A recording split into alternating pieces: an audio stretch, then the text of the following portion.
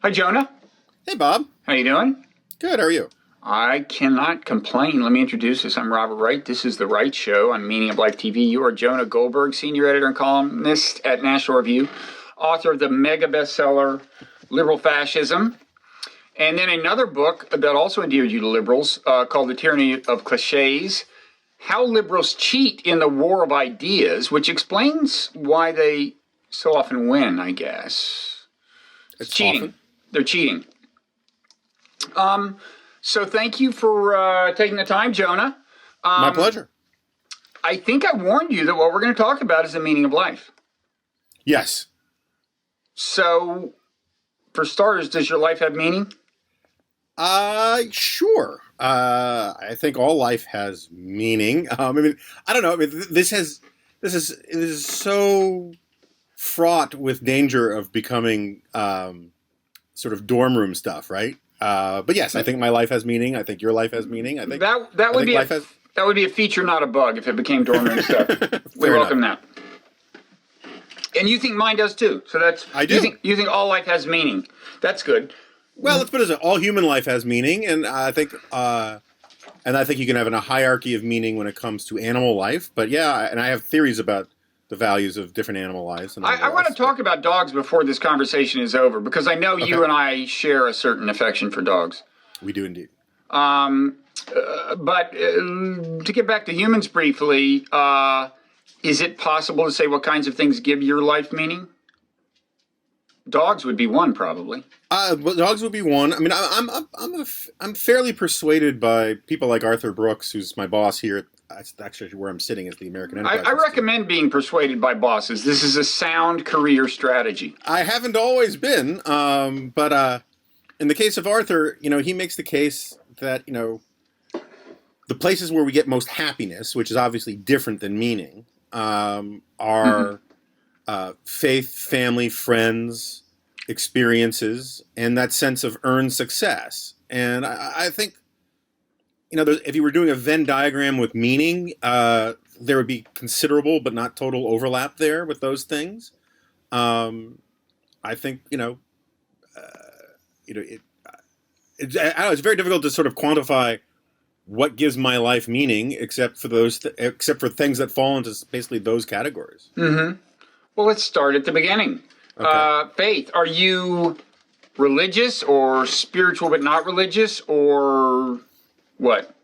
Well, I don't talk very much about my religion. I still consider myself Jewish. I do believe in transcendence or God, but I am a very, very bad and non-observant Jew. I like to think that at some point, the whole point of deathbed conversions is to, at least, for a lot of people, is to buy your way into heaven, and that really isn't an option with Judaism. But I do like to think that at some point I will come back to my faith a little bit more. But I'm not an atheist. Maybe on my darkest days I'm agnostic. But I do believe that there is a large and greater meaning out there than what we can impose or discern simply through our lived experiences and all that. So there's a transcendent source of meaning. Yeah, there is transcendence out there. I think there's just a hell of a lot more going on out there than the explanations you hear from atheists. Mm-hmm. Now, does that mean you believe there's a higher purpose? I mean, when you're believing in God, I guess you do. But is even when you're having your doubts, do you believe that in some sense there's a higher purpose? Yeah. Look, I mean, I don't believe that we are that we live in a cold and heartless, indifferent universe where, what was it? Was it? Can't remember the name of the guy.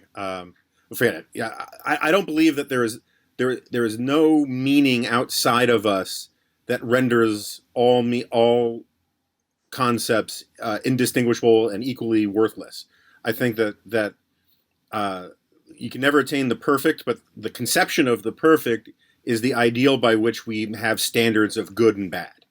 And I believe, that our ideals have been worked out through a Hayekian or just a sort of philosophical process of trial and error and deliberation, and we have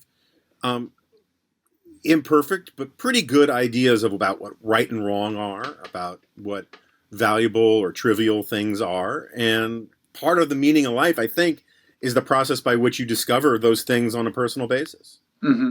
So as we kind of work out ideas about right and wrong, as the human species does, you think it's moving towards something that was in some sense kind of out there all along, something out there to approach? Yes. I don't think it's entirely a social construct. I'm not going to get into the position of trying to defend, great natural law theorists and all that kind of stuff. But yeah, I think that there is something beyond me, some external perspective beyond me, by which we can judge basic concepts of right and wrong. And that, at the very least, I think society does a lot better when we operate as if those concepts of right and wrong exist outside of ourselves. I mean, that was one of the great cons of the American Revolution, or one of the most brilliant insights of the American Revolution, is that it's not self-evident that our rights come from God and that we're all created equal. It's actually a very contestable and contentious argument. And what they did was they short-circuited all of that by just simply asserting that it was self-evident. And I think that's a good thing. And I think society is a healthy one that takes those things as a self-evident proposition, rather than trying to, through brute reason, come up with arguments about who's more equal than others and all that kind of thing. And the same would hold for the idea that there's moral truth. There's value in asserting it, and that it's kind of out there, however dimly we perceive it and however slowly we move toward it, but there's something out there to try to align ourselves with. I think so, sure. Okay. So what came after faith in your list? Faith, family? Family, yeah. So you're a family aficionado. I am quite devoted to my own family. I like family. I only have one kid. Wish I had more. Didn't work out that way. But how old is your kid? My kid is 12. That's a pretty good age. Yeah, it's got its pluses and minuses. Male or female? That will determine whether your experience gets worse or better from here on out. Female. Oh, I've got bad news. Yeah, I know. I can see it sort of lurking on the horizon. But although I got to say, she gets a little bit from me and a little bit of her mom. She's got a bad nostalgia problem in that she just doesn't want to grow up. And she's got a very... Oh, I remember that. Yeah, and it's a very rational position. I mean, she was reluctant to have a 10th birthday party because her attitude was, in effect, single digits have been really good for me, and it all goes downhill once you hit the double digits. And she's kind of right. So she is wise beyond her years. Yeah. Now, I remember getting sad because Christmas was not as exciting as it had been. It was getting easier to sleep on Christmas Eve, and I remember telling my mom that, and her reassuring me that I'd have some fun this Christmas. But yeah, it's tough. It's tough growing up. It is. And also, Christmas and those kinds of things are less fun for the parents, too, once the kids get to be a certain age. Oh, totally. It's, there's this age where, as a parent, you quit videotaping things. Right. It's like no child's life in America has ever been documented on video beyond the age of, 15 or something, if that. Well, it's funny. There's a corollary to that, because my wife is one of 9 kids, and there are a million pictures of, the firstborn kid, 500,000 pictures of the second-born kid. And nine siblings? Or 8 siblings? 8 siblings. And by the time you get to the little kids, there are very few pictures of the parents with the kids at all. Oh, totally. So. Yeah. We try to explain to the younger of our 2 kids that it's nothing personal, that that the ratio the ratio isn't that great in that case with only 2. But yeah, you get old and exhausted after a while. So kids, yeah. But of course, kids also cause you sorrow and torment.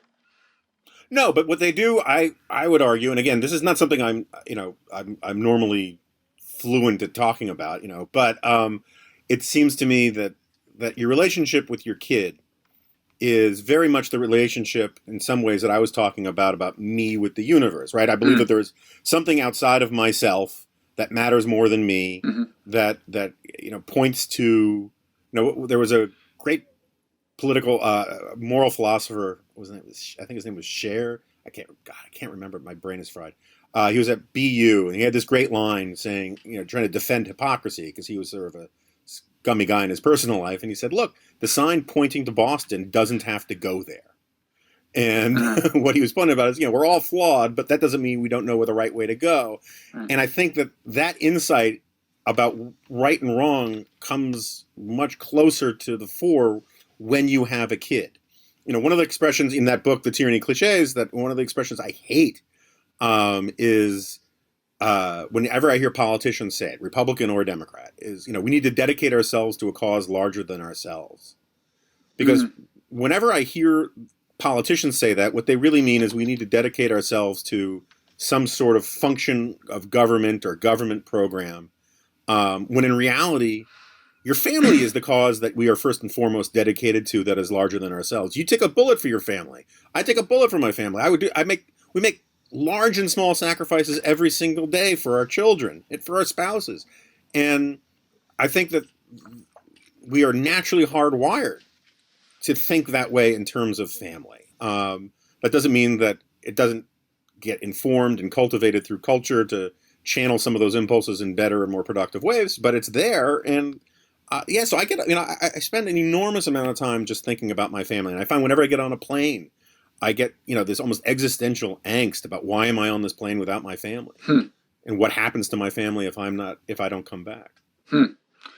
And what about larger affiliations than the family? I mean, what about tribal affiliation? Is that both of your books kind of identify you with an ideological tribe, I would say.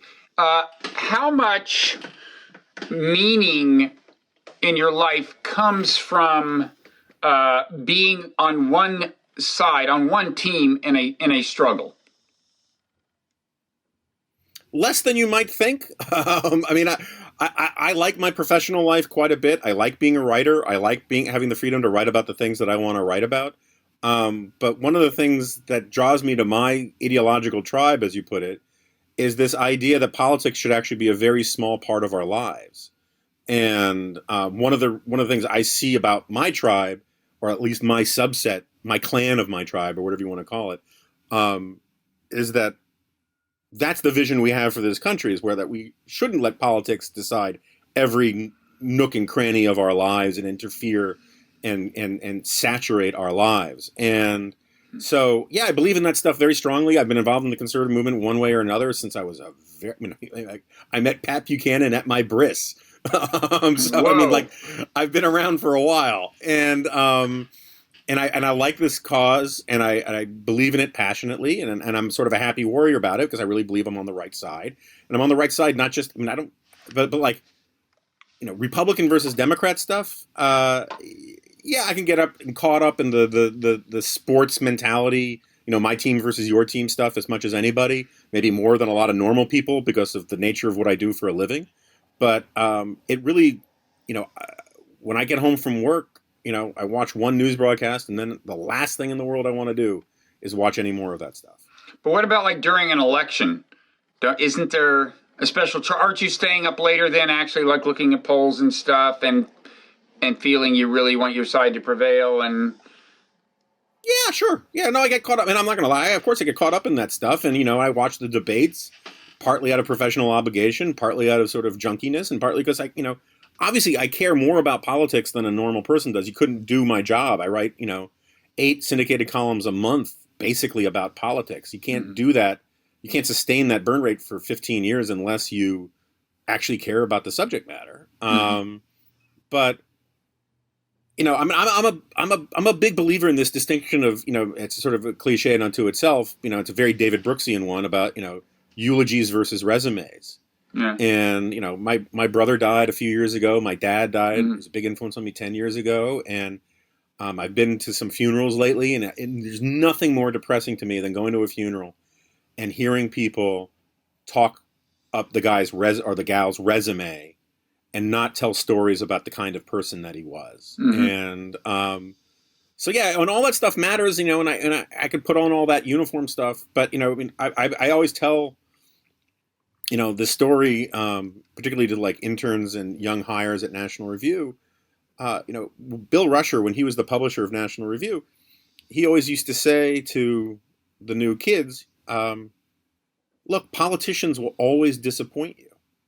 And the reason why he said that was not to say that politicians are evil or bad, but that they're just politicians. And by the nature of them, they are fallen and flawed human beings whose self-interest is only secondarily to a lot of the principles that the kids at National Review certainly get worked up about. It's first to win elections. And I try to keep a lot of politicians at arm's length. I don't like going to lunch with them and meeting with them because part of it is that I don't find a lot of the nitty-gritty stuff that they want to talk about interesting. I don't want to hear their favors. And also, I don't want to like them too much.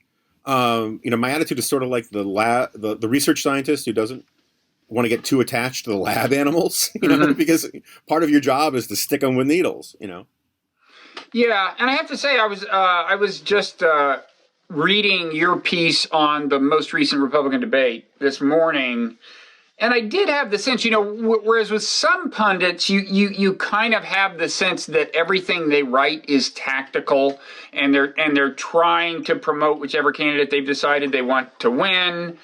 And I won't mention any names like Jennifer Rubin's in connection with Mark Rubio, for example. But it's been known to happen. I've got to say, I was reading your piece, and it just had the air. I was thinking, I think I can actually trust this analysis. This is actually your view of the way the debate played out.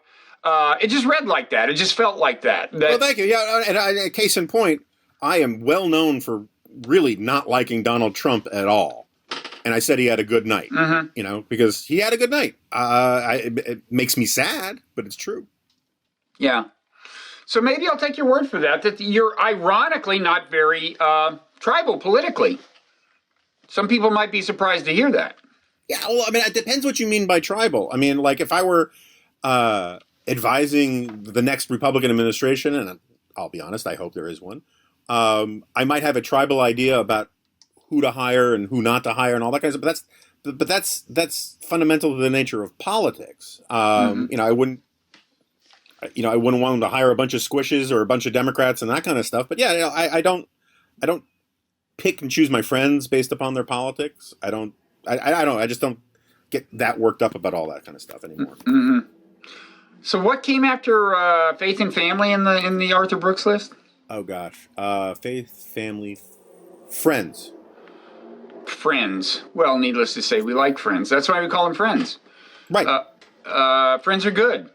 And you've just said that you shouldn't choose them based on ideology. Anything else you want to? Do you hang out a lot with friends, or do you just kind of have them? Well, we're all my closest friends for the most part are people I made friends with over 20 years ago when I first came to Washington. There are some exceptions and some newcomers, but basically it's them, and we're all sort of basic. Most of us are all married guys and gals with kids, and so you know how that is. You end up getting to this place where you have to schedule getting together and hanging out and all that kind of stuff. But yeah, no, I have a very good core group of friends that I just stay in touch with. I will say, and maybe it's because I'm working on a book that touches on some of this stuff. One of the most interesting things I think is that, contrary to a lot of Marxist sort of twaddle, one of the most corrupting things in life aren't money. It's one of them is friendship, right? If your best friend, of 20 years or something, or one of your best, if Mickey Cows called you and said, "Hey, look, I'm in prison. I just killed somebody. I want to conceal. Oh no, I'm not in prison, but I just killed somebody, and I don't want to be in prison. So will you lie for me?" I would say, why don't you call Jonah Goldberg? Because he sounds like the kind of guy who would. Well, we don't have to put it in those stark terms. What if he called you and said, "Hey, look," and let's assume he has a kid, right? And he says, "Hey, look, my kid's having a rough time, but I think you really benefit from an internship working for you. Do you think you would do that?" And you would. Let me put it this way: I don't know whether you would say yes or no, but I do know, just from what I know about human nature, I'm fairly certain from what I know about you and about human nature, you would think about it a lot more seriously than if someone tried to bribe you with just some money that you don't need, right? Well, and on the other side of it, once your child gets to the age where they're looking for a job, and one of my children has passed through that age, you realize, yes, I would probably pull any string available to me at this point. And whereas you had once thought you would never stoop to such a thing. Yeah, and my only point is that we are. I mean, you wrote a fantastic book about evolutionary psychology. It was one of the first books on the subject I ever read. You know this stuff better than I do, but we are hardwired to treat our friends better than we are strangers. Yeah, and there are reasons for it. I don't think it is a pure materialistic, selfish gene kind of thing, but regardless, the emotions are there and they're real, and we need relationships, we need friendships. You can't get new old friends, and they put your life in context in a way that is, I think, very, very important. And whether it gives you meaning or not, it certainly gives you, it gives you satisfaction and happiness in the ways that a lot of other things don't. But you're right. It is prone to corrupting influence. I mean, I've long thought that when you look at people about whom it is said, he is the most loyal guy I've ever met, it is often the case that these people are like thuggish creeps. I mean, loyalty beyond a certain point, is not a good thing. Right. I'd say, actually, because I was actually thinking very briefly about this on the drive over to the office. I think, when you first approached me about doing something about the meaning of life, one of the things that came to mind was, there's that great scene in City Slickers where who's the old cowboy guy? All I remember is Billy Crystal. I don't remember any. I'm not even sure I saw the movie, but go ahead. The guy who did the push-ups at the Oscars. Anyway, he says, look, you got to Charles Bronson. No. Van Rant. It'll come to me. Oh, anyway, no. Anyway, he says, life comes down to just one thing. And Billy Crystal says, well, what's that one thing? And he says, that's what you've got to figure out. And I think that's horseshit. I think that I'm against one thingism in every sphere of life. I hate. That's one of the reasons I hate Marxism, because it's this monocausal explanation of everything, right? If you're about to mention Isaiah Berlin, please don't. I'm not going to do he's the classic. You don't like hedgehogs. I'm not going to do the fox hedgehog thing. That's fine. Okay. But my only point is that it's a balance. Career is really important, right? Mm-hmm. But it's not everything. Mm-hmm. Family's really important, but it can't be everything, because then you're not going to have a career. You're not going to do all sorts of other things that give you satisfaction. Eventually, you're going to resent your family. Friendships are really important. All these things are really important, but not to sound like Mr. Miyagi, but requires balance. And I think balancing those things and where you sort of set the equalizers on the big board of your life varies from person to person. But you got to have a mix of a lot of the different things. Mm-hmm. It is true. Now, have we exhausted Arthur Brooks's list of F's, or was there more? No. There's another one. There's earned success, right? Earned. What is earned? So, in other words, just meritocratic success, or earned in deeper. Earned success, and Arthur's a better guy to talk about it than I am. But the reason why he brings it up is because it's not just money. For some people, it's money, right? I mean, Donald Trump, he thinks the measure of his worth and importance in the universe is about the fact that he made billions of dollars and all that, and he talks about it all of the time. I think it's gauche and crude, and he's a low-class person's idea of what a high-class person is like. But it's perfectly fine. If you set out in your life to make $1 million, you make $1 million, you should be very proud of that fact. But if you set out to be a kindergarten teacher and you're a great kindergarten teacher, that's great too. If you set out to be a priest, you're not going to make a lot of money, at least not in the 21st century, maybe in the 12th century. But if you're a great priest and you've helped people and you've enriched people's lives and you made a serious contribution that people recognize as your own, that's earned success. It's the idea of feeling respect and recognition for the hard work and your accomplishments and those distinct skills and capabilities that you bring to bear. If you just win the lottery, there's a reason why people get really depressed 6 months after they won the lottery, because they didn't do anything to earn the money. There's a reason why people's happiness level goes right back down to where it was after they inherit a lot of money, for most people, because they didn't earn the money. But if you actually build a better mousetrap or do something really impressive and are a great businessman and you earn the money, then the money is a barometer of your success. It's not the success itself. And I think that it's a useful thing to think about in terms of crafting public policy, because government can give you money. Government can't give you a sense of earned success. Mm-hmm. It's a real teach a man to fish versus, give a man a fish kind of point. And that's one of the places where people's happiness comes from. And I think a lot where their meaning comes from too. But doesn't people's happiness revert to its kind of baseline level even after earned accomplishments? Like you get a promotion, you get the thrill, it subsides. And in fact, isn't that what keeps very ambitious and successful people going, is that the happiness keeps subsiding? I mean, that makes sense as something. Sure. Yeah. Sure. But like, let's say you write a great novel when you're 23, and then you don't write another great novel for a very, very long time. Mm-hmm. You still have, it's like a Super Bowl ring. You can't take that away from you, and it gives you a sense of what you've done and what you can accomplish and why you have a sense of being special. And I think everybody in life at least deserves the shot at finding some earned success. Not everybody can be a millionaire, but everyone has a shot and deserves a shot to find some place where they can make a meaningful contribution. I mean, there's a very utopian quote from Bill Clinton about what the mission of the Clinton Global Initiative is, or something like that. I don't know if it still is, but I remember at the time, and he said one of them was that I think there was two things he wanted. He wanted no one should die before their time, and everyone should feel like they've made a meaningful contribution to their society.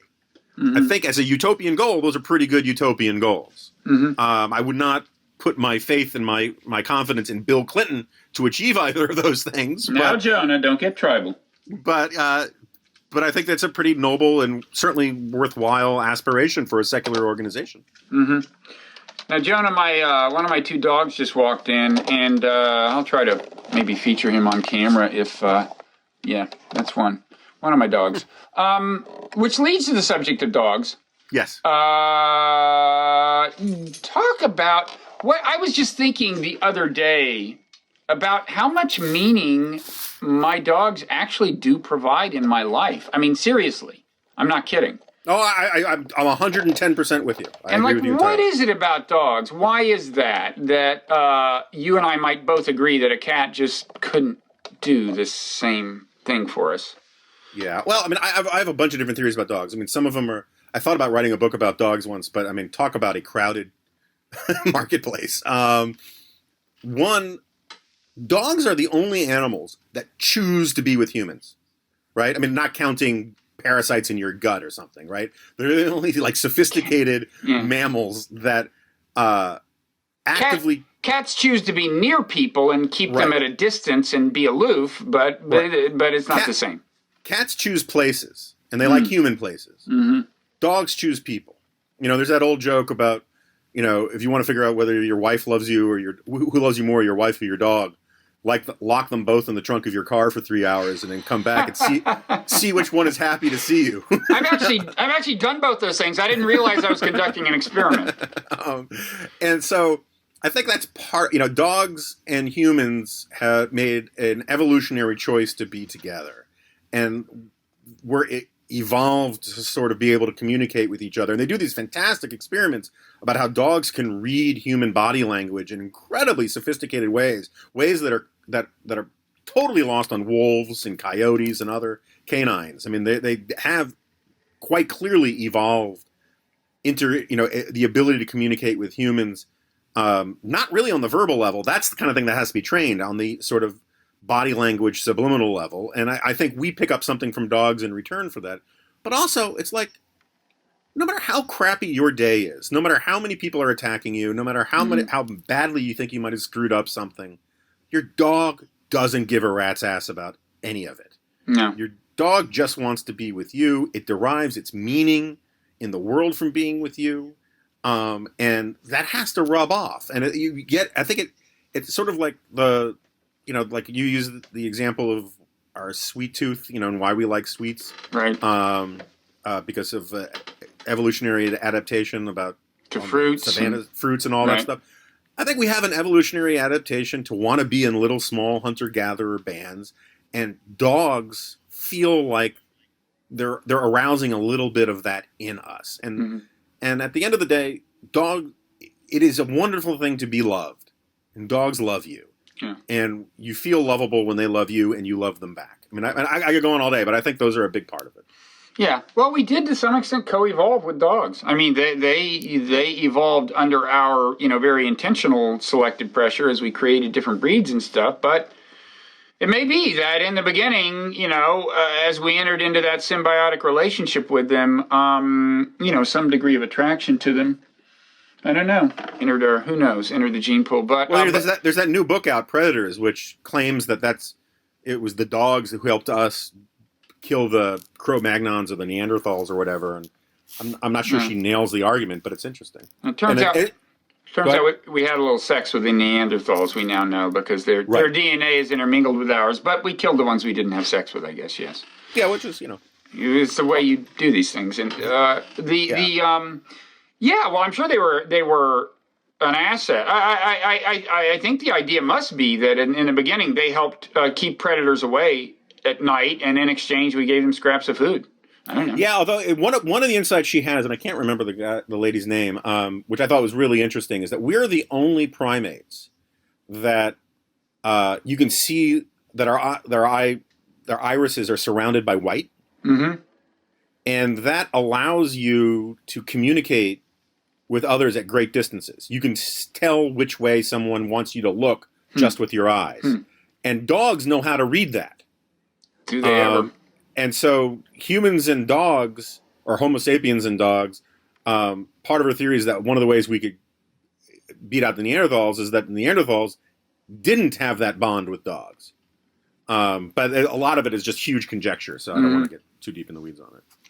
So we've stayed in one part of the alphabet. We've had family, faith, friends. Then we went to E with earned success, and back to D. So with dogs is D. So let's just stay there. Okay. And talk about death. Okay.